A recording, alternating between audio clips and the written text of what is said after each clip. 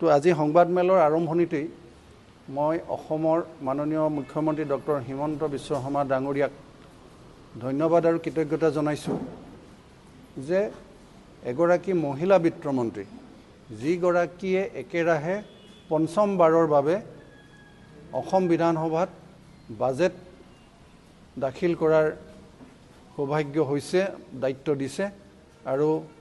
মাননীয় বিত্তমন্ত্ৰী শ্ৰদ্ধাৰ অজন্তা নেওগ ডাঙৰীয়ানীকো এখন সৰ্বাংগ সুন্দৰ জনমুখী বাজেট অসমবাসীলৈ আগবঢ়াই দিয়াৰ বাবে আমি শিৱসাগৰ জিলা সমিতিৰ তৰফৰ পৰা আন্তৰিক কৃতজ্ঞতা জনাইছোঁ আৰু বাইদেউৰ এই প্ৰচেষ্টাক গোটেই অসমবাসী আজি শলাগ লৈছে আমিও তেখেতৰ এই প্ৰচেষ্টাক শলাগ লৈছোঁ আমি দেখা পাইছোঁ মহিলা সবলীকৰণৰ ওপৰত সৰ্বাধিক গুৰুত্ব আৰোপ কৰিছে বিশেষকৈ মুখ্যমন্ত্ৰী মহিলা উদ্যমিতা অভিযান যিটো চলি আছে গ্ৰামাঞ্চলৰ প্ৰায় 30 লাখ মহিলাক আৰু নগৰাঞ্চলৰ প্ৰায় 2 লাখ মহিলাক 10,000কৈ টকা দি এই উদ্যমিতা অভিযানৰ যোগেদি মহিলা সবলীকৰণৰ এই প্ৰচেষ্টা এই বাজেটৰ যোগেদি আনিছে যিসকল মহিলা সেই 10 লাখ টকাৰ সঠিক ব্যৱহাৰ কৰি পেলাই আগবাঢ়ি যাব পৰৱৰ্তী দিনত তেখেতলোকক 25,000 টকালৈকে এই অনুদান বৃদ্ধি কৰাৰ পৰিকল্পনা ৰাখিছে বাজেটত আৰু এই বাজেটৰ এই মহিলা উদ্যমিতা আঁচনিৰ কাৰণে মুঠ বাজেট ধাৰ্য কৰিছে 3,038 কোটি টকা গতিকে এটা বৃহৎ অনুদান মহিলাসকলক সবলীকৰণৰ কাৰণে বাজেটত ব্যৱস্থা কৰিছে ইয়াৰ পিছতে আমি দেখা পাইছোঁ মহিলাসকল হোৱাৰ আগতে আমাৰ যুৱতী হৈ থাকে যিসকল শিক্ষা গ্ৰহণৰ সময়ত ছাত্ৰী হিচাপে অধ্যয়নৰত অৱস্থাত প্ৰতিগৰাকী হায়াৰ ছেকেণ্ডেৰী ফাৰ্ষ্ট ইয়েৰত পঢ়ি থকা কন্যাক ছাত্ৰীক মাহে 1,000কৈ 10 মাহত 10,000 টকা যিখিনি ছোৱালীয়ে ডিগ্ৰী ফাৰ্ষ্ট ইয়েৰ পঢ়ি আছে তেওঁলোকক 1,250 টকা যিবিলাক ছাত্ৰীয়ে ইউনিভাৰ্চিটিত প্ৰথম বৰ্ষত গৈছে বিএডৰ প্ৰথম বৰ্ষত নামভৰ্তি কৰিছে তেওঁলোকক মাহে 2,500 টকাকৈ দিয়াৰ এই ব্যৱস্থা নিযুত মইনা আঁচনিৰ যোগেদি অসম চৰকাৰৰ তৰফৰ পৰা এই বাজেটৰ আনিছে আৰু ইয়াৰ পৰা সৰ্বমুঠ প্ৰায় 1,08 লাখ ছাত্ৰী আগন্তুক দিনত ইয়াৰ দ্বাৰা উৎসাহিত হ'ব উদগনি পাব আৰু এই শিতানত বাজেটত আমি দেখা পাইছোঁ প্ৰায় 4.3 লাখ ছাত্ৰীক উপকৃত কৰিবৰ কাৰণে 391 কোটি টকা ধাৰ্য কৰিছে গতিকে যথেষ্ট এটা ডাঙৰ অনুদান ইয়াত ধাৰ্য কৰা হৈছে ইয়াৰ লগতে আমি আৰু এটা দেখা পাইছোঁ মুখ্যমন্ত্ৰী জীৱন প্ৰেৰণা আঁচনি ইয়াত যিসকল যুৱতী ছাত্ৰ ছাত্ৰী গ্ৰেজুৱেশ্যন কৰাৰ পিছত তেখেতলোকে যেতিয়াই গ্ৰেজুৱেশ্যন সম্পূৰ্ণ হয় তাৰপিছত চাকৰিৰ সন্ধান কৰে গতিকে সেই চাকৰি সন্ধানকাৰী সেই শিক্ষিত গ্ৰেজুৱেট ল'ৰা ছোৱালীখিনিক এবছৰৰ কাৰণে চৰকাৰে আৰ্থিক সাহায্য দিবৰ কাৰণে সিদ্ধান্ত লৈছে আৰু প্ৰত্যেককে 25,000 টকাকৈ এবছৰৰ কাৰণে তেওঁলোকক চৰকাৰীভাৱে সাহায্য দিব যাতে তেওঁলোকে সেই এবছৰতে তেওঁলোকে আত্মসংস্থাপনৰ কাৰণে বা চাকৰিৰ ক্ষেত্ৰত যাতে তেওঁলোকে সহায় হয় এই ব্যৱস্থা এই বাজেটৰ যোগেদি আনিছে লগতে ইউনিভাৰ্চিটিৰ যিবোৰ গৱেষক শিক্ষাৰ্থী ৰিচাৰ্চ যিবোৰ স্কলাৰ তেওঁলোকক মাহে 25,000 টকা তেখেতলোককো সেই গৱেষক ছাত্ৰ ছাত্ৰীসকলক 25,000 টকা চৰকাৰৰ ফালৰ পৰা দিবলৈ সিদ্ধান্ত লৈছে আৰু যিখিনি আৰ্থিকভাৱে সক্ষম সেই আৰ্থিকভাৱে সক্ষম ছাত্ৰ ছাত্ৰীসকলৰ কথাও চিন্তা কৰি এই বাজেটত বছৰেকত 50,000 টকা তেওঁলোকক সহায় কৰিবৰ কাৰণে প্ৰভিজন ৰাখিছে আৰু ইয়াৰ কাৰণে মুঠ প্ৰয়োজন হৈছে 25 কোটি টকা আৰু এই 25 কোটি টকা চৰকাৰে এই বাজেটত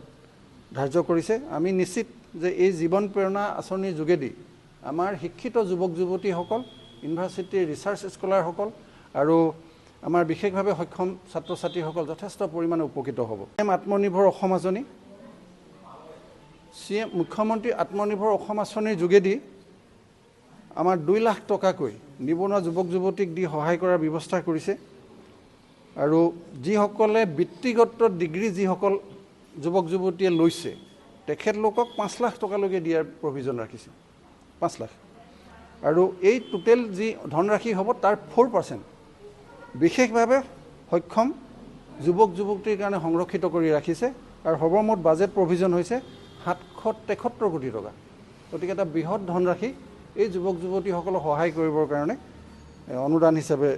বাজেটত আনিছে আৰু আমি এটা কথা দেখিছিলোঁ যে আমাৰ চৰকাৰ দ্বিতীয়বাৰ অসমত বিজেপি চৰকাৰ গঠন হোৱাৰ লগে লগেই নিৰ্বাচনৰ সময়ত আমাৰ ঘোষণা কৰা হৈছিল যে 1 লাখ যুৱক যুৱতীক নিবনুৱা যুৱক যুৱতীক চাকৰি দিয়া হ'ব সংস্থাপন দিয়া হ'ব ইতিমধ্যে আমাৰ চৰকাৰে 1,19,899 জন যুৱক যুৱতীক চাকৰি দি সংস্থাপন কৰিছে আৰু এই 2025-26 বৰ্ষৰ ভিতৰত 1 লাখ সৰ্বমুঠ 1,60,000 যুৱক যুৱতীক চাকৰি প্ৰদানৰ ব্যৱস্থা হ'বগৈ গতিকে যথেষ্ট 1 লাখৰ ঠাইত 1,60,000 লৈ এই সংখ্যাটো বৃদ্ধি হ'ব ইয়াৰ উপৰি আমি দেখিছোঁ নেশ্যনেল ফুড ছিকিউৰিটি এক্ট 2013ৰ অধিনিয়ম অনুসৰি আমাৰ 84% গ্ৰামীণ আৰু 60% আৰবানৰ যিসকল হিতাধিকাৰী তেখেতলোকক সহায় কৰিবৰ কাৰণে প্ৰতি কিলো মচুৰ দাইল ৰাজ সাহায্য আৰু প্ৰতি কিলো নিমখত 10 টকাকৈ ৰাইজ সাহায্য দিবৰ কাৰণে ব্যৱস্থা কৰিছে আৰু এই সাহায্য সমগ্ৰ অসমতে দিওঁতে যথেষ্টখিনি ধনৰাশিৰ প্ৰয়োজন হ'ব আৰু বাজেটত 370 কোটি টকা ইয়াৰ কাৰণে ধাৰ্য কৰা হৈছে এতিয়া আৰু এটা আমি দেখিছোঁ 200 বছৰীয়া যিটো আমাৰ অসমৰ চাহ উদ্যোগ এই চাহ উদ্যোগত অসমৰ চাহ শ্ৰমিকসকলৰ সংখ্যা প্ৰায় 6.8 লাখ প্ৰায় 6.8 লাখ শ্ৰমিকে চাহ বাগানবিলাকত কৰ্মৰত হৈ আছে আৰু আমাৰ চৰকাৰৰ তৰফৰ পৰা তেখেতলোকক এককালীন সাহায্য হিচাপে এই 6.8 লাখ শ্ৰমিকক 5,000 টকাকৈ আৰ্থিক অনুদান এককালীন আৰ্থিক অনুদান দিয়াৰ কাৰণে ব্যৱস্থা কৰিছে আৰু ইয়াৰ কাৰণে পুঁজি ধাৰ্য কৰা হৈছে 342 কোটি টকা গতিকে ইয়াৰ দ্বাৰা আমি নিশ্চিত আমাৰ চাহ বাগানৰ বাই ভনী ককাইদেউ বাইদেউসকল যথেষ্ট পৰিমাণে উপকৃত হ'ব চৰকাৰী কৰ্মচাৰী লগতে যিসকল কণ্ট্ৰেকচুৱেলৰ কৰ্মচাৰী সেই কৰ্মচাৰীসকলকো যাতে চৰকাৰৰ ফালৰ পৰা সুবিধা দিব পাৰি বিশেষকৈ আমি দেখা পাইছোঁ যে আজিৰ দিনত কেঞ্চাৰৰ ৰোগীৰ সংখ্যা দিনক দিনে বৃদ্ধি পাইছে কেঞ্চাৰ ৰোগ বৃদ্ধি হোৱাৰ কাৰণ আমি সকলোৱে কম বেছি পৰিমাণে অৱগত খাদ্য সামগ্ৰীৰ পৰা আদি কৰি বিভিন্ন কাৰণত এই কেঞ্চাৰ ৰোগ বৃদ্ধি পাইছে আৰু চৰকাৰী যিসকল কৰ্মচাৰী কেঞ্চাৰ ৰোগত আক্ৰান্ত হয় তেখেতলোকক কেছলেছ ট্ৰিটমেণ্ট নগদবিহীন চিকিৎসা এই কেছলেছ ট্ৰিটমেণ্টৰ কাৰণে Assam medical college Assam cancer care foundation B Borooah cancer institute এই কেইখন প্ৰতিষ্ঠানত যাতে কেছলেছ তেখেতলোকে ট্ৰিটমেণ্ট কৰিব পাৰে এই প্ৰভিজন বাজেটত অনা হৈছে আমি নিশ্চিত যে চৰকাৰী কৰ্মচাৰীসকলো ইয়াৰ দ্বাৰা যথেষ্ট পৰিমাণে উপকৃত হ'ব লগতে আমাৰ সমাজৰ জাতীয় জীৱনৰ যি গ্ৰামীণ পৰ্যায়ত যিসকল আমাৰ বাইদেউ যাক আমি আশা কৰ্মী অংগনবাদী কৰ্মী সহায়িকা এইসকল যিসকলক আমি চৰকাৰৰ ফালৰ পৰা নিয়োগ কৰি থৈছে তেখেতলোকৰ কথাও আমাৰ চৰকাৰৰ তৰফৰ পৰা চিন্তা কৰিছে তেখেতলোকৰো যাতে পৰিয়াল চলোৱাত সুবিধা হয় আৰ্থিক সকাহ পায় তাৰ কাৰণে তেখেতলোকৰ যি পাৰিতোষিক সেই পাৰিতোষিক বৃদ্ধি কৰিবৰ কাৰণে চৰকাৰে চিন্তা কৰিছে আৰু তেখেতলোকে চৰকাৰী নিয়ম অনুসৰি যদি ভাড়াঘৰত থাকে সেই ভাড়াঘৰৰো 50% চৰকাৰে বিয়েৰ কৰিবৰ কাৰণে এটা প্ৰভিজন আনিছে বাজেটত আৰু ইয়াৰ দ্বাৰা এই আশাকৰ্মী অংগনবাদী কৰ্মী সহায়িকাসকলো যথেষ্ট পৰিমাণে আগন্তুক দিনত উপকৃত হ'ব বাজেট উপস্থাপনৰ কৰা দিনা আমালৈ আহিছিল আমি জানো যে ভাৰতবৰ্ষৰ কৃত্ৰিম উপগ্ৰহ আমাৰ দেশৰ কৃত্ৰিম উপগ্ৰহ আছে কিন্তু এই ভাৰতবৰ্ষত কোনো ৰাজ্যৰে নিজাববীয়াকৈ কৃত্ৰিম উপগ্ৰহ আজিলৈকে সংস্থাপন কৰা হোৱা নাই এই কথা চিন্তা কৰা হোৱা নাই কিন্তু অতি সৌভাগ্যৰ কথা অসমৰ মাননীয় মুখ্যমন্ত্ৰী ডাঙৰীয়াই অকল আমি এই অৰুণোদয় মাতৃভগ্নীসকলৰ কথাতে চিন্তা নাথাকি তেখেতে যাতে আমি স্পেচতো আমাৰ অসমখনক সুৰক্ষিত কৰি ৰাখিবৰ কাৰণে আকাশমাৰ্গটো যাতে আমাৰ দখল প্ৰতিপত্তি আমি বৃদ্ধি কৰিব পাৰোঁ, এই কথা চিন্তা কৰি ঈশ্বৰৰ সহযোগত আমাৰ আছাম ছাট নামেৰে উপগ্ৰহ আগন্তুক দিনত প্ৰক্ষেপৰ কাৰণে সিদ্ধান্ত কৰিছে যে প্ৰয়োজন হ'লে 4-5টা উপগ্ৰহে আমাৰ অসমখনক সদায় প্ৰদক্ষিণ কৰি থাকিব আৰু সকলো তথ্য সুৰক্ষাৰ পৰা আমাৰ বৰ্ডাৰ সীমালৈকে প্ৰাকৃতিক দুৰ্যোগ, বানপানী, ভূমিকম্প সকলোৰে যাতে আগজাননী আমি পাই থাকিব পাৰোঁ, জনতাই যাতে সুৰক্ষিত হৈ থাকিব পাৰে, এই উপগ্ৰহৰ দ্বাৰা সেইখিনি সম্ভৱ হৈ উঠিব। আৰু পৰৱৰ্তী পৰ্যায়ত এই উপগ্ৰহৰ ব্যৱস্থা আৰু উন্নত হৈ গ'লে আৰু আমাৰ অন্যান্য দিশো তাত সংযোগ হ'ব। গতিকে ই এটা বৃহৎ পদক্ষেপ, যিটো ভাৰতবৰ্ষত সৰ্বপ্ৰথমবাৰৰ বাবে অসমে লাভ কৰিব। গতিকে আমাৰ যি কালচাৰ, সেই সকলোখিনি এটা প্লেটফৰ্মত আনি OTT প্লেটফৰ্মৰ যোগেদি প্ৰচাৰ আৰু সংৰক্ষণৰ কাৰণে চিন্তা কৰিছে। গতিকে ইয়াৰ দ্বাৰা আমাৰ সমাজ সংস্কৃতি আগন্তুক দিনত যথেষ্ট উপকৃত হ'ব। তো ইয়াৰ উপৰিও আৰু যথেষ্টখিনি আছে। আজি মূলতঃ এই কথাখিনিকে আজি সংবাদমেল যোগে আমি আপোনালোকৰ আগত উপস্থাপনৰ কাৰণে চিন্তা কৰিছিলোঁ। এখন খুব সুন্দৰ জনমুখী বাজেট। ইয়াত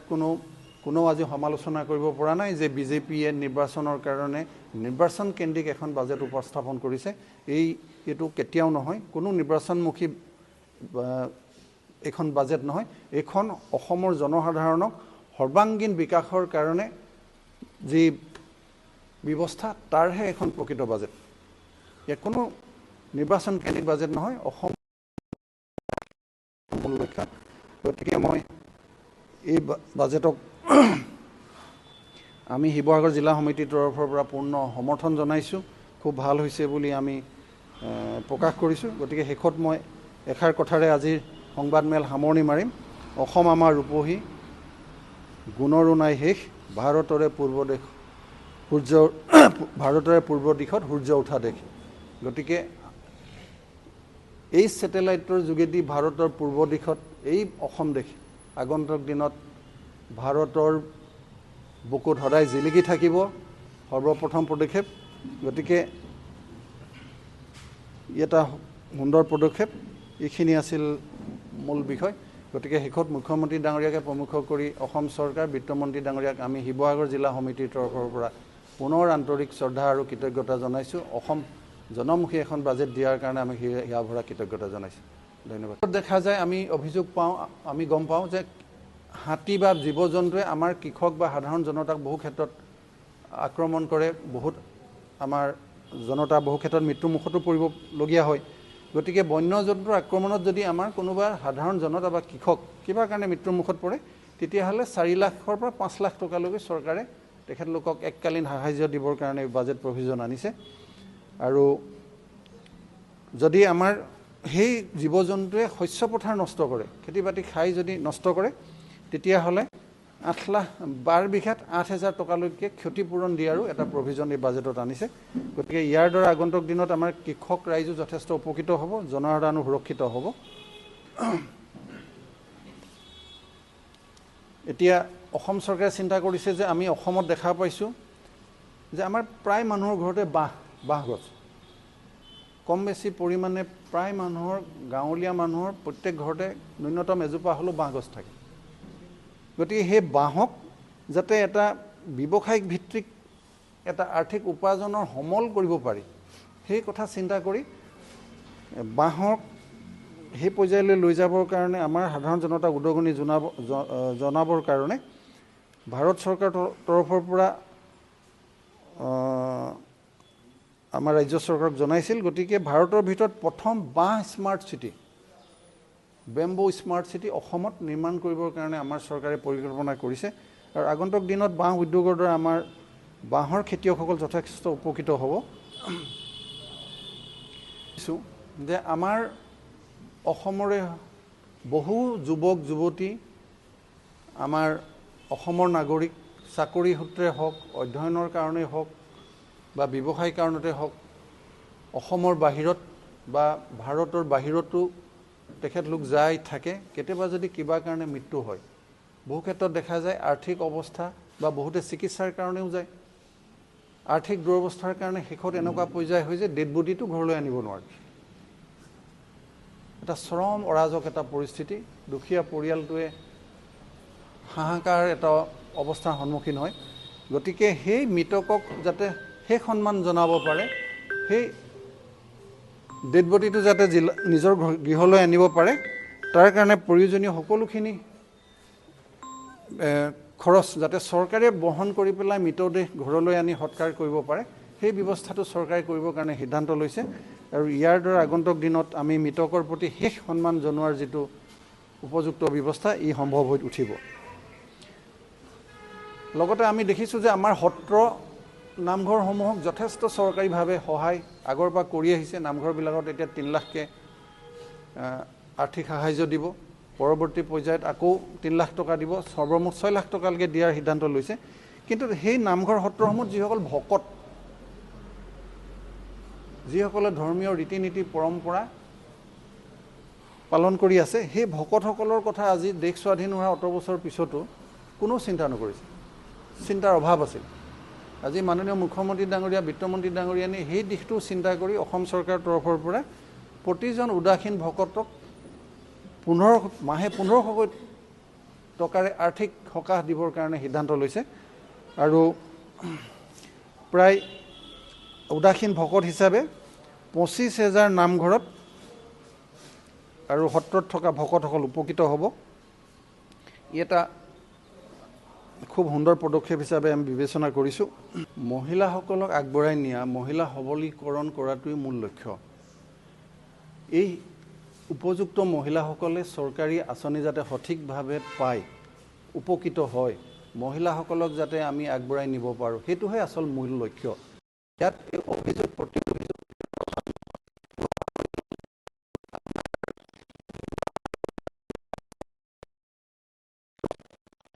এই ৰাজনীতিৰ এই যিটো স্তৰ, সেই স্তৰটোৰ পৰা আমি ঊৰ্ধত গৈ যদি প্ৰকৃত মহিলা সবলীকৰণৰ কথা চিন্তা কৰোঁ, তেতিয়াহ'লে এই বিষয়বিলাক নিশ্চিতভাৱে আগন্তুক দিনত নাহিব আৰু উপযুক্ত আমাৰ আই মাতৃসকল নিশ্চিতভাৱে উপকৃত হ'ব।